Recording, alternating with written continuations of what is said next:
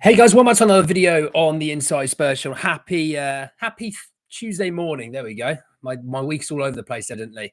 Hope you're all right. Hope you're okay. In this video, we are talking about the financial results that came out yesterday afternoon. So after the live, hence why we didn't talk about them. We're also going to be talking about the loan roundup, the guys, how they did out on loan this week. Got some really good stuff to talk about. And we're going to talk a little bit more about sort of their stats for the year so far as well. We have Cristian Romero potential valuations being revealed, which I think are a bunch of nonsense, and you'll see why when I get to it. Jonathan David's potential, what that free transfer looks like. And just to give you an FYI, and maybe a bit of a spoiler, it's very, very much not free. You'll see what I mean when I get to it. So we're going to start with really the loan roundup. I'm going to just whiz through it, talk about that, because I think, you know, it is very relevant for some of those guys that potentially may be here next year.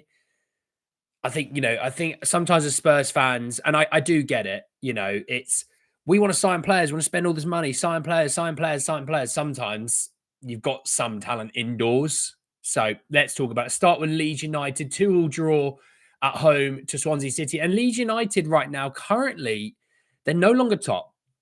Having won only one of their last five. You've got Sheffield United and Burnley have won 4 of their last 5. Burnley are now joint second with Leeds United. Manor Solomon did feature in this game. And again, you know, I go back to his stats for the season, you know, 34 games played, 7 goals, 8 assists. He's having a really, really good season. And I think, you know, however you may feel about Manor and, you know, would he be impactful this season and things like that? For me, he's gotten healthy. He's probably gotten away from Spurs, which probably would have helped that. But it just feels like, is he ever going to be what we would like our left wing situation to be? And that's what I'm somewhat struggling with. And I don't think it will be. And I think right now, his valuation probably is at a really good level and a really good height. I would take the money, I'd cash in, and I would just move on. You know, sometimes it's not always about milking every single penny out of every single deal. Sometimes you just go, hey, that's a decent offer. I think we just do that and we move on and we can forget about it. Ashley Phillips and Stoke City flavoured news. Now, Stoke City down there in relegation battle, beating QPR 3-1.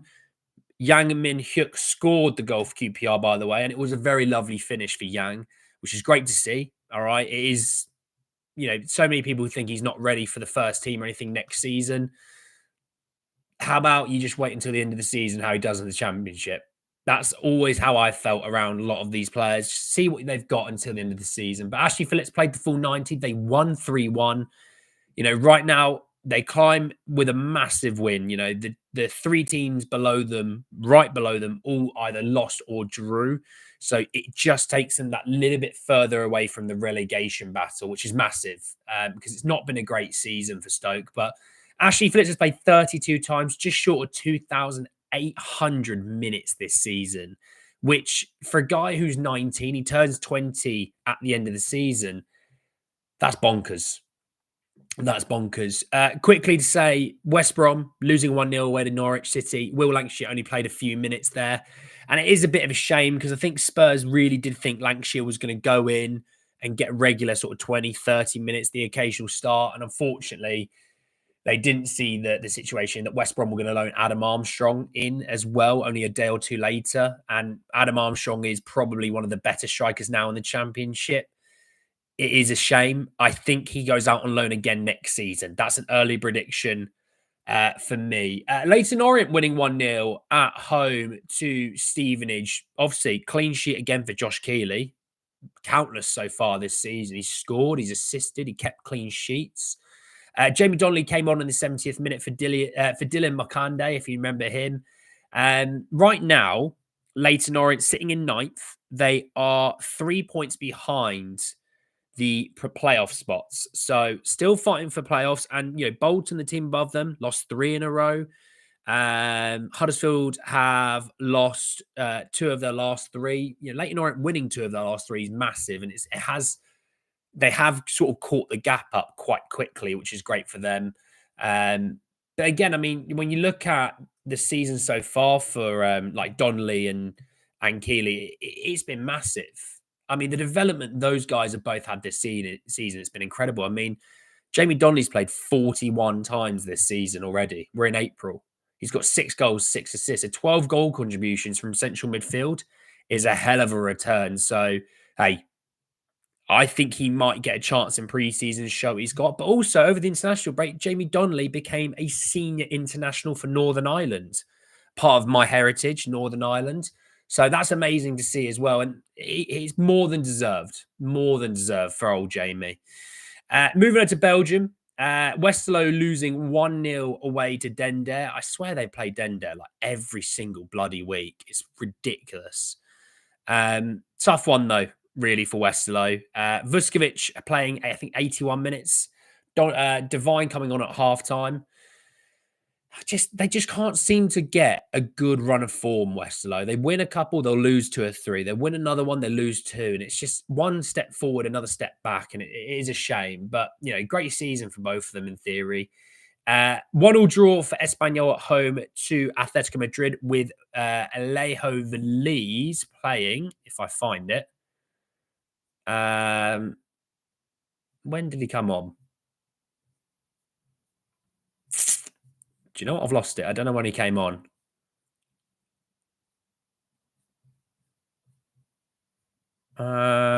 When the hell did he come on? Oh, there we go. At halftime. There we go. He also got booked, by the way, which is brilliant. But I mean, 1-1 draw for Espanyol, who are right now in La Liga, 2 points ahead of the relegation zone. That's massive. Ironically, the 3 relegation teams have, in their last 3 games, 2 of them lost all 3. One of them's lost 1 and drawn 2.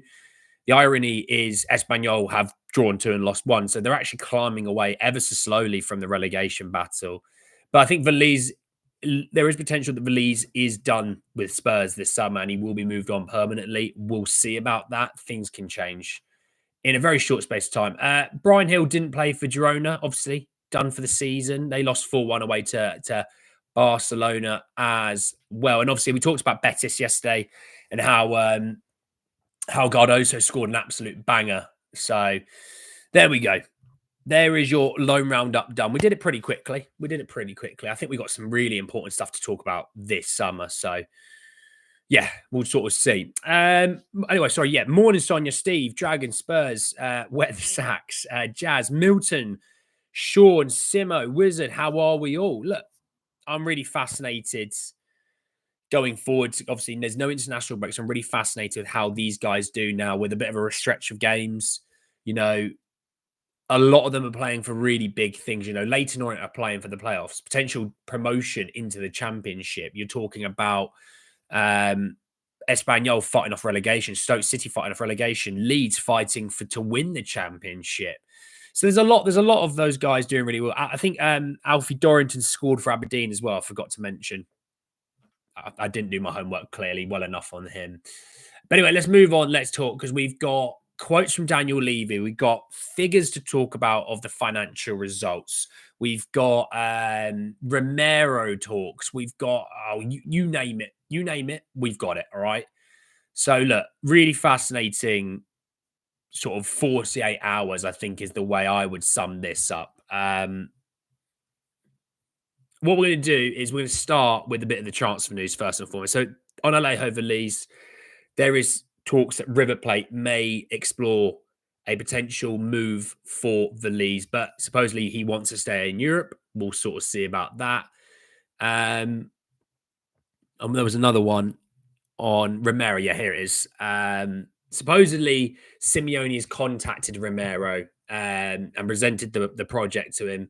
And Romero would like the move. And I mean, they'll pay him the wage that he'd want. I mean, I see reports that, Spurs would take 67 million for him. And I'm like, I have an issue with that figure because last summer we wanted 150 million. That's what it was quoted to Real Madrid, 150 million. So we're now shedding over half of that valuation in 1 year.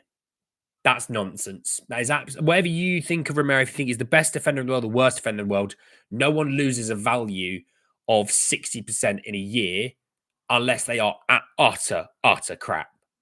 And he's not. So yeah, no, he's not going for 67 million. He will go for more than that. It might be base value 67 million with those add-ons. And trust me, those add-ons won't be he has to win a treble, he has to win golden boot, the I don't know what they call it in Spain, the Pichichi or whatever it's called. It will be he plays 20 games. Here's another 3 or 4 million. He gets another few international caps. Spurs will put that in because they'll know they'll get that. Here's an extra 5 million. It'll be those sort of deal. That deal will really add up over the time. So, he's not going for 67 million. That's nonsense. If you think he is going for 67 million, trust me, utter nonsense. Okay. Hey, Baz, mate, how are you? We'll come to the update in a minute on the financial side of things because it is. I don't know how you feel about it, but it's going to be interesting to see how you guys feel about certain things. Bit of an injury update on Richie, supposedly back next week. Okay. Supposedly back next week. That came from the Mail Sport. Obviously, I will do the preview, by the way, for Chelsea tonight. About 6 p.m. I will be doing the preview for Chelsea. So do kick about and join me a bit later on because it's the first one we've done in a little while and I'm probably going to be a bit rusty and I could do some critiquing. Right. Jonathan David. Now, Jonathan David is technically a free transfer this summer. You don't pay a penny to Lille. Same with Angel Gomez. You won't pay a penny to Lille because he'll be out of contract, okay? And I've said multiple times on free transfers that just because they're free doesn't mean it's cheap. What I mean by that is with free players, because they know you're not having to pay 15, 20 million to a club to sign them, the player then starts to go, actually, I'll have a big chunk of that myself. And my agent's going to have a big chunk of that himself. So instead of maybe between them getting 6 or 7 million in agent fee and signing on fee, that would easily double.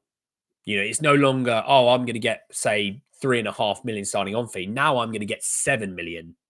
My agent, instead of getting 2.5 million on agent fees, now going to get 5 million. So the deal, as much as everyone goes, it's free, it won't count on the books. It very much counts on the books. It very, very much does. I cannot stress this enough. It very much counts on the financial books. Hence why, as much as we go, it's cheap. It won't take any money away from our finances for the summer. It will take away from finances. This is like a signing, okay?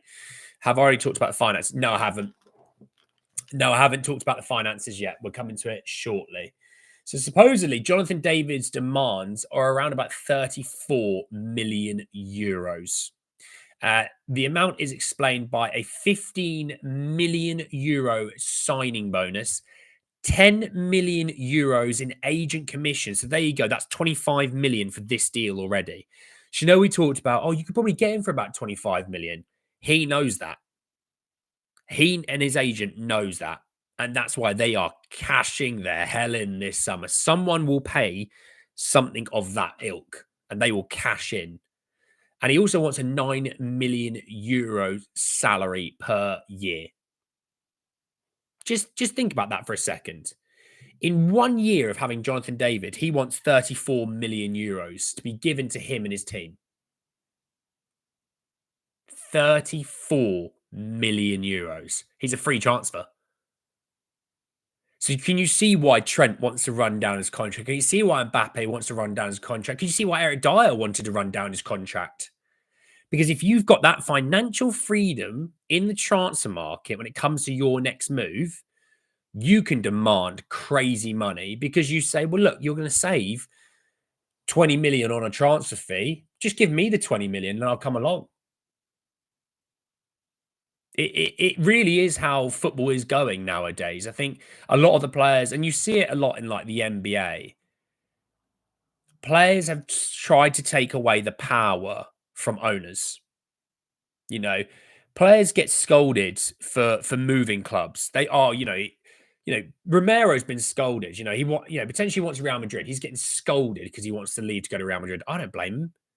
He has no ties to North London. He has no ties to England. He doesn't even speak the language, as his first language. Whereas he goes to Spain, it's similar in language, similar in lifestyle. more money per week in terms of wages, and he's going to win more trophies. I don't begrudge him of that. It makes a ton of sense. I would probably do the same if I had no ties. And players have been scolded by fans across the board. It's not just Tottenham, by the way. I'm not talking about just across the board. Players get scolded by fans and they think, do you know what? It's my career. It's not yours. I'm going to do what's best for me and my family, not the best for you. So they're taking that power away from ownership because ownership selling a player, like we talk about, oh, we should sell Basuma, we should sell Richie. Sometimes players are forced out the door and they're like, well, I don't want to be forced out the door. I don't want you to dictate where my next move is. I want to dictate my future. It's my future, not yours. And that's what a lot of those players are doing. So would assume starting on fee, etc., will be amortized over the contract length. David's valued at 60 million simply because of a striker shortage. Yeah, well, there you go. Exactly. But I do get it. But yeah, 34 million for that first. I mean, 34 million in terms of those figures is just crazy money. But someone will pay that. Someone will absolutely pay that.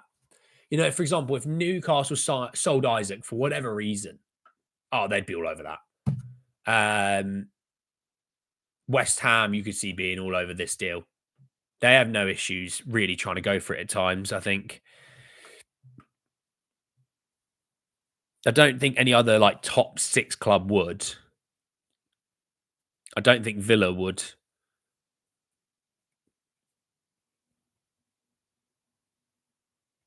Yeah, I think probably more so abroad would be the play with Jonathan David. They've been treated like cattle and just commodity. Yeah, they are a asset.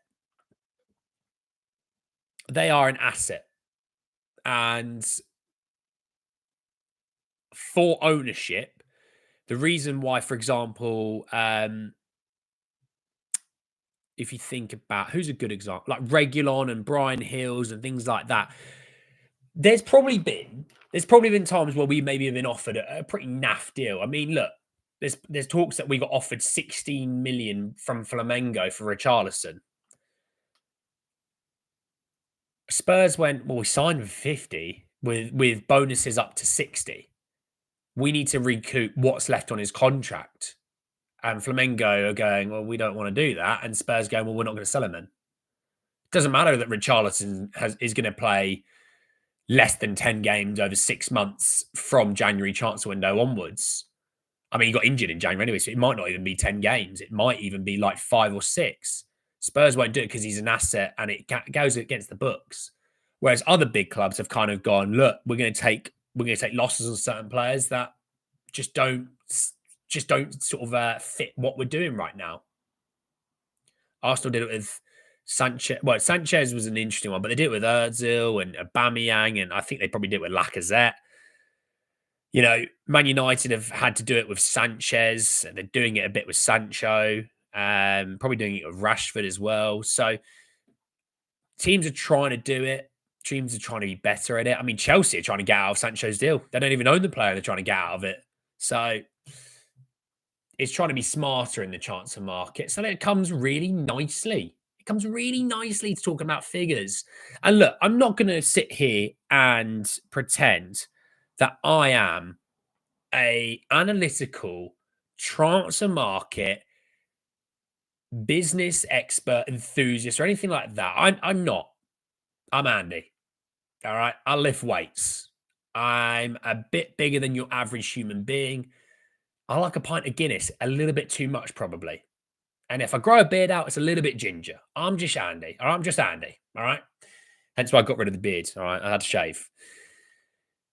But just sort of breaking it down into an easier way to understand things, because I think a lot of people they'll neglect sort of net debts, borrowings of football net debts, right? I do get why, but there is a couple of figures that I do want to mention. I want to mention something really, really important that I've had a chat about in a WhatsApp group today with other people. But on 23-24, so now you got to remember there was no Europe last season, so you don't get European revenue, okay? Match day revenue is down, okay? We know that. It was the same as 21-22, but it was down on 22-23. Broadcasting was down as well from 22 to 23. Commercial went up from 22 to 23 to 23, 24, obviously. And total income in total was down 22 million. So it's down about 4%. Okay. Which that's not, I mean, look, as much as people get annoyed with events at Spurs, right? And that those events will go up in terms of the amount that you're going to do per year. So commercial revenue will go up from that. This 24-25, because you have Europa League, okay, your revenues will go up. You've got more home games. You get guaranteed this season, right? You got 4 in the league phase. You got an AZ Alkmaar knockout and an Eintracht Frankfurt. You're gonna have 6 extra European games. You have more cup games as well. Obviously, we went further in both the cups. We had 2 FA Cup games and only 1 League Cup game last season, so that's gone up obviously as well. So next year's figures will go up. The wage bill probably will come down a bit next season. Obviously, we got off of a lot of big contracts, but obviously then some of those contracts we paid off, so that figure is going to have to appear somewhere else in the sheets, right? I think the issue that people have as well when they look at it is wages went down from 251 million to 222 million, which is a drop of 12%. Now, again, I get why people are annoyed by it. I do. I'm not denying it. So the wage bill in terms of wages to the income went from 46% to 42%. Now, the thing is, since 2021, it's gone down every single year from 57% to 47%, 46%, and now 42%. It will probably go down next year as well. Let's see next season. Maybe that might even go down even further, so there's that. But the average wage in terms of the players that are getting paid went from 116,706 in 22-23 to 103,140. So a drop of 13,500. Okay. So look, I am very much spouting figures at you, and you're probably sitting there going, oh my God, I don't understand a word of that. No European football, revenue goes down. Simple. Everyone gets that. That's not groundbreaking. That's not earth-shattering news, right? I'm not going to get clipped online and it's going to go viral for that, okay? And Spurs didn't have that. Spurs had no real cup runs. They had 2 games in the cups at home. You're not getting a ton of revenue from that. That's why people like Daniel Levy made the FA Cup game against Manchester City. He raised ticket prices, okay? The wages going down, you would expect again next season it will fall beneath 42% because you expect revenue to go up as well. If you think about all the players we got off of, yes, like I said, Ndombele's got off. We didn't let Ndombele go for free. We had to pay out his contract probably. That figure will appear elsewhere in the sheet. But on the wages side of things, yes, it will drop and it will remove his wage. So next seasons will look really bad in that regard. But that fee has to go elsewhere. It's not just poof, gone. It will appear elsewhere. Morning, Rec. How are you, mate? Cheers, Jazz. Support this guy's gym membership. It went up not long ago. It went up £46 a month now. They put bloody vending machines in the gym floor today. I was fuming. I was like, can we just spend money on better machines and not vending machines? Better quality machines for Andy to grow some more muscles, Anyway, first world problems. The thing I talked about in a WhatsApp group today, and I talked about, by the way, there's some really great people in this chat. And we get to have really mature, grown-up conversations. It's not like Twitter where, like, if you disagree with someone, not on anything major, they call you names, right? And they get all up in arms and they're very defensive. And, in terms of football fans, the worst are all on Twitter that live on Twitter.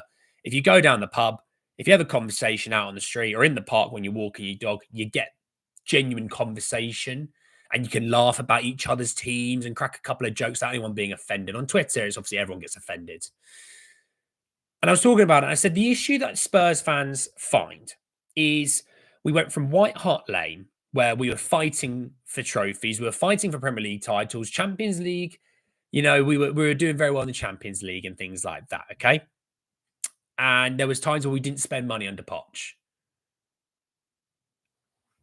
The thing that people have the issues with, I mean, you look, even in 2013 to 2013, 2014, our wage to revenue dropped 9%. To 2013, 2014, it dropped 5%. You know, the irony is our income went up because we were doing much better in competitions. I mean, our revenue kept going up because of how well we were doing in competitions. We were fighting for trophies. We were in the top four. I mean, in 2011, 2012, we turned over 144 million. By 2013, 2014, it was 181 million. By 2015, 2016, it was 210. It then leapt in 2 years from 2015, 2016 to 2017, 2018. It leapt from 210 million to 306. 2015, 2016 to 2017, 2018. It leapt from 210 million to 381. I mean, the year after that, it went up to 461. So Spurs were turning over huge amounts, right? And our wages to income never actually went up. It kept decreasing. You know, the space, if like from said, 2012, 2013 to 2017, 2018, our wage to income was from 65% to 39%. So as we had more success, we didn't actually reinforce it properly. And then we were told the famous saying, the new stadium will be a game changer. So we left White Hart Lane when we were fighting for trophies, Premier League title races, Champions League finals, basically.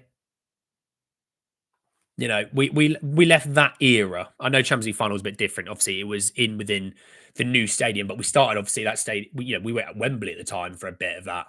You know, we did that. We did all those things before going to the new stadium. We then got the new stadium, and we went backwards. That's where a lot of Spurs fans have an issue. I think if Daniel Levy had never said the new stadium is going to be a game changer, we're going to spend money to keep up with the big boys, we're going to go do this,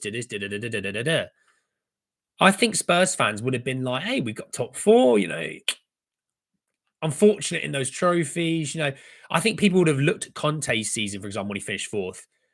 Again, not that statement from years previous. They looked at that season on its own and gone fourth. Hey, that's not bad. We did it right. You know, change of manager in the season, you know, top four. We beat Arsenal there. That's a really solid season. But we were told it's a game changer. And when you get told it's a game changer and you're fighting for league titles and you're fighting for cups and being in finals and semi-finals, you're expecting then to take that next leap. You're expecting from going from, you know, we're fighting for Europe to, no, we're fighting above that now. We're no longer worried about being fourth. We're moving above fourth. You know, going from quarterfinals and semi-finals of cup competitions to I'm not saying every year compete for a cup. It doesn't work like that. But at least like one every couple of years, you're really fighting for cup competitions. You're winning. You know, by the time you think we got into this new stadium, you'd have thought we'd have won a trophy by now, and we haven't. But it was told and labelled, it is a game changer in the transfer market for us.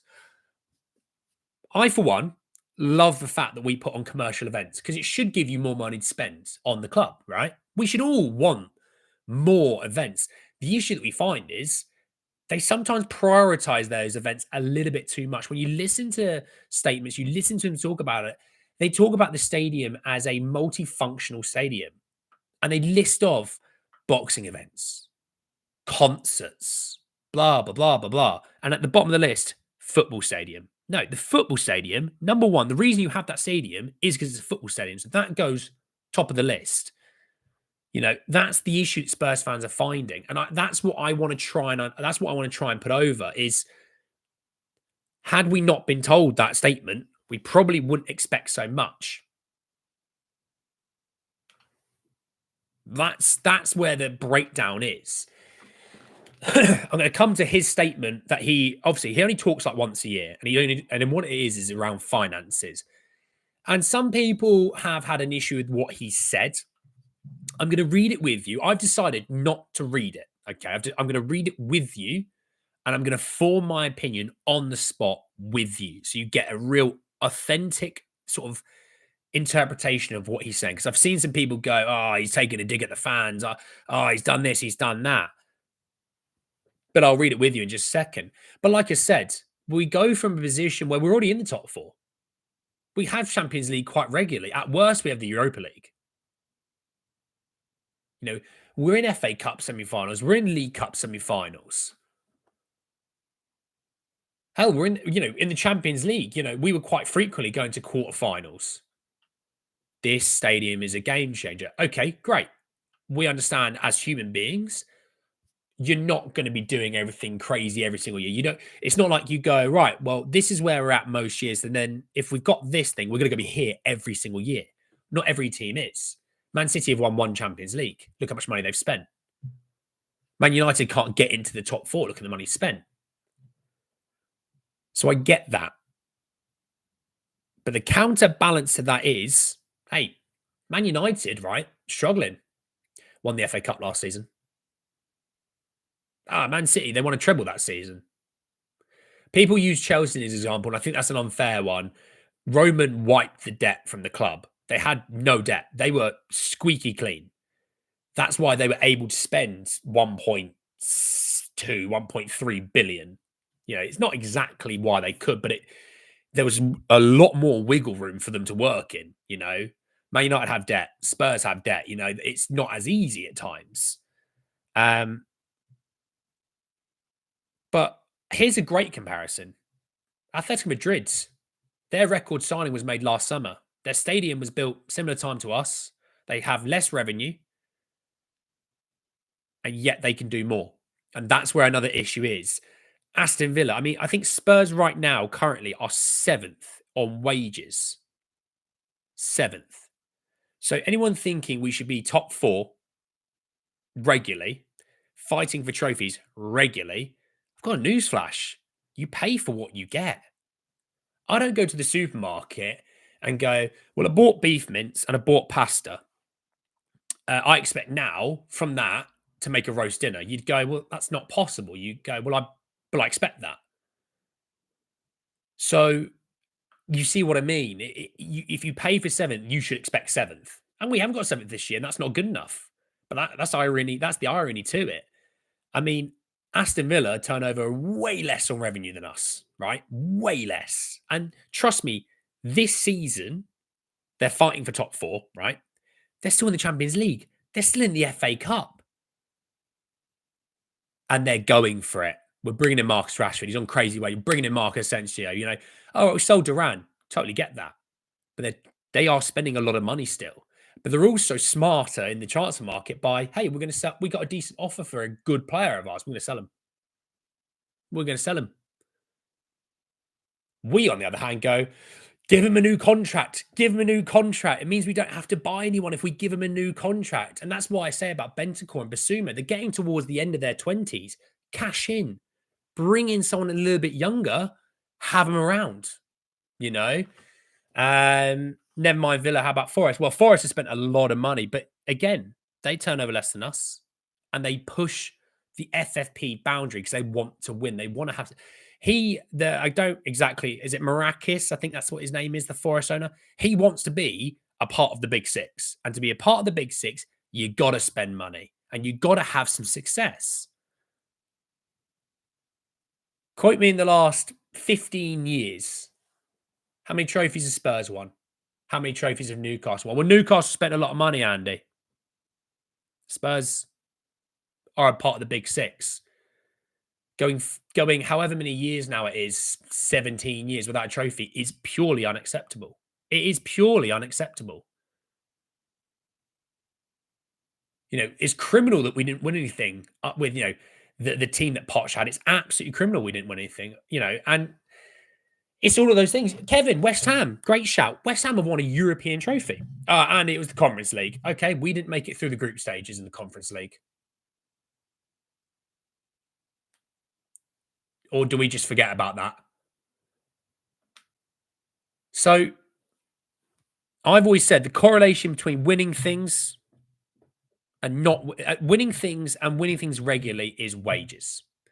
You're going to get your Leicesters. You're going to get your other teams that maybe aren't a part of the traditional top six, and they're going to have that season every now and then.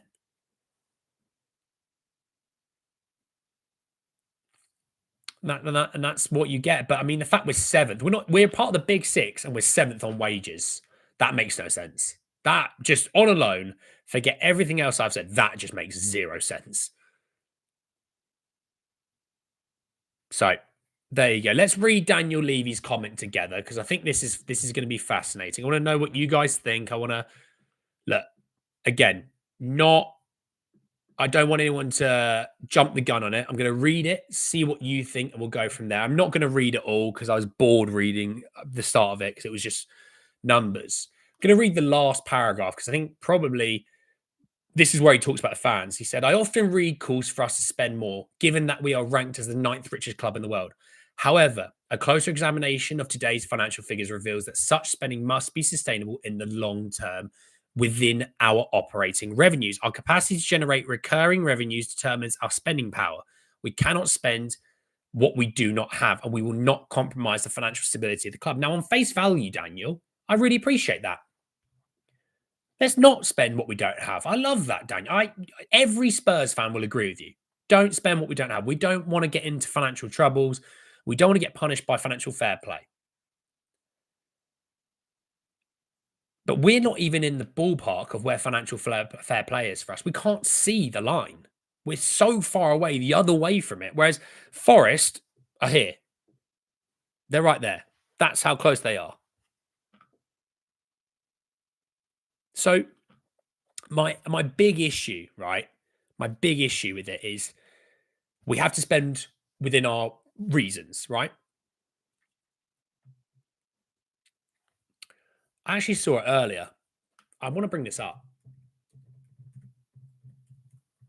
Let me bring it up. Because this is brilliant. Because obviously a lot of teams are doing their financial results at the moment, okay? This is on the BBC, okay? Aston Villa have reported an 85.4 million loss after tax for 23-24, a lower figure compared to the 119.6 in the previous year. The club has also posted a 27% rise in revenue from 217.7 to 275.7, with a fourth place finish and a run to the Conference League semi-finals.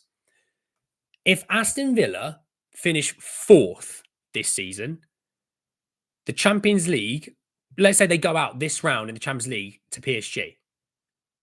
If they go out this round to the PSG, they all turn over way more than they did last season because they've also got the FA Cup semi-final at Wembley. They're having a really solid season, a really good season. So I don't want to hear working within our financial, world.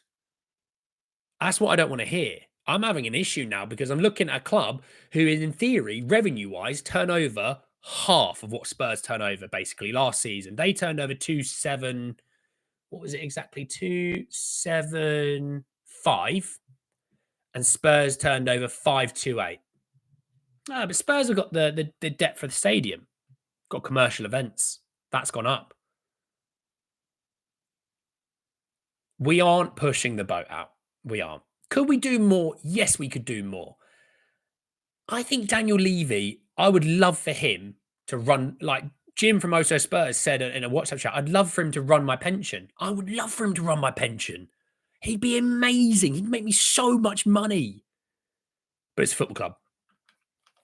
And the football club is about success. For us as fans, it's fueled for success. I truly PlayStation telling me what my controller battery level is low. Apologies. I truly don't think he understands where we're coming from, and I don't think we probably understand where he's coming from at times.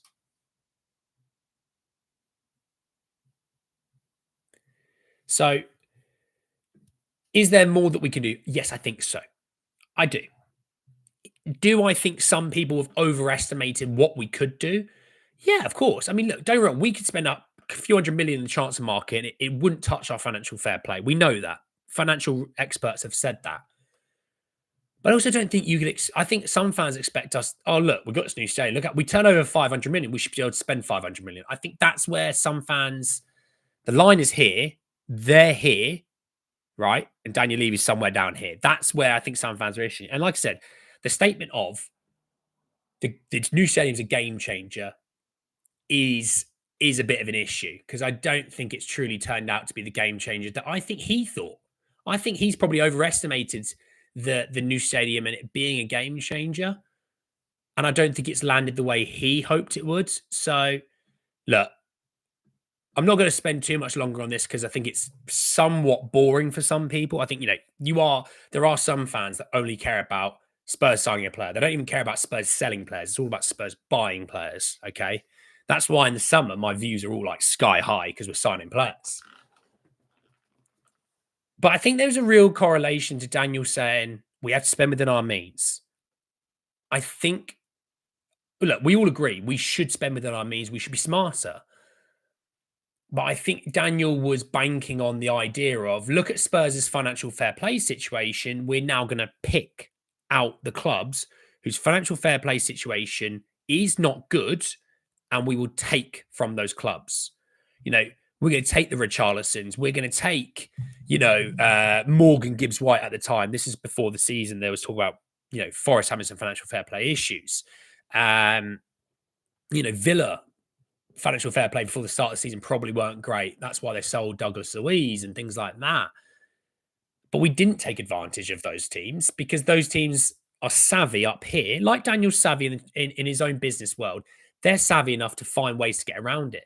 I mean, Chelsea went from posting losses to posting profits because they're selling off items in and around the club to the parent company. The parent company own Chelsea. They're just starting to own different bits of property around the stadium to help generate more financial fair play. And people go, well, that's dodgy and that's this, that's that. Well, if they're allowed to do it, they're doing it because they can. If you aren't aware, I really recommend looking at the LA Dodgers wage bill for years to come. They've deferred like $700 million on players like Shohei Ohtani and things like that. Guess who owns the LA Dodgers? Old Bowley does. Well, he's a part of it. So, look, I think it's gonna be interesting this weekend with the protest. Obviously, that's this weekend. No, yes, it is this weekend. Sorry, I forgot we are playing Thursday. But what I would say is, reading the room maybe hasn't worked out the way he thought it would. The other thing I thought was the quote sounded a lot like ChatGPT. I don't know if you guys thought that. It did feel a bit AI, regurgitated. So look, this next season's figures, the 24-25 figures in terms of revenue, will go up. The more that we're in the Europa League this season, the revenue will continue to grow. It will grow compared to the season before because of cup successes that we have had. It's more, you can charge on sponsorships and things like that. European football revenue, that will give us a lot more money. If you also think about, even if you actually go further in Europe, we're going to get more and more out of it, more sponsorships that you can get. If you go through against Frankfurt, even just one more round, you'll get another home game. That will generate good money as well. So all of these things are going to play a part into next season. The wage bill probably has decreased, you would have to say. It will, this summer coming, decrease automatically with Reguilon off the wage bill. Werner's going to be off the wage bill. Forster will go off the wage bill. You're talking about, let's be, if Reguilon's 70, Forster's 30, for example, and Werner's 265, you're talking about 265 grand a week coming off the wage bill. That's over $1 million a month. And if it's at 222 right now, and it's $1 million, let's say it's $1 million a month, it's going to drop 12 million right off the bat. You might even sell other players. That will add up. And so I think the figures next year probably aren't going to look great for Spurs fans to see either. And that's we'll have to wait and see on that. He pays himself almost double the amount of other top executives at Premier League clubs. Game changer for Edic, not the fans. The frustrating thing is that he has sent money recently, but it's been wasteful, mismatching the existing managers and vision. Look, Daniel Levy, in terms of a businessman, when it comes to making Spurs revenue and things like that, has done a wonderful job, in terms of concerts and boxing events. His football making decisions are the issue. If his football making decisions were 10% better, we probably would have won more trophies. And this season alone, it's like he is hell bent. He's even talked about, hey, winning Europa League will get us Champions League, and that's what he cares about, is the Champions League. But I'll be interested to see, really, because that for him is always the goal, top 4. And if Europe do that situation where you get an extra Champions League spot, so 5th is, then all he cares is about top 5. Good comparison. Villa, yeah. Well, look, Villa are a team that are ahead of us in the league. I don't compare ourselves. I don't think it's fair to compare with like the Brightons and things like that. Villa being a Champions League side compared to them, we were one place behind Villa last season. Without any European football, they had European football. And what they recognised is, hey, we need to build out the squad with some quality. And Daniel Levy went, I've got a stadium and I've got this. 18-year-olds, that'll do the job. Let's get Johan Lang. He's good for spotting out the youngsters. Opportunistic Spendiani, same with Tell, using the K money they owe him to get him. Solomon free chances to Ukraine war. Charleston's for FFP. It's not what we need. Yeah, I think I love an opportunistic signing. I played Football Manager, right? And it went, hey, Man United have financial issues. You can get Garnacho for this. And on Football Manager, Garnacho is insane, by the way. So I was like, brilliant, Garnacho for 70-odd million. But if he wasn't, in that situation, I wouldn't have bought him on Football Manager. I guarantee I'll get someone commenting going, but it's not Football Manager, is it? It's real life. And you're like, oh my God, you're such a loser. My thing is, though, opportunistic signs are great here and there. Don't make them the main thing. And I think that's where they made their issue, is we're going to pick out on those teams whose financial fair plays situations are going to get worse. Everton have got a new stadium. Theirs is going to get better. They need to do something with their own squad right now and probably move off of a few players on those big wages, but it's going to improve. Revenue will go up. Villa, the more they're in the Champions League, their revenue will go up. They will have more to spend.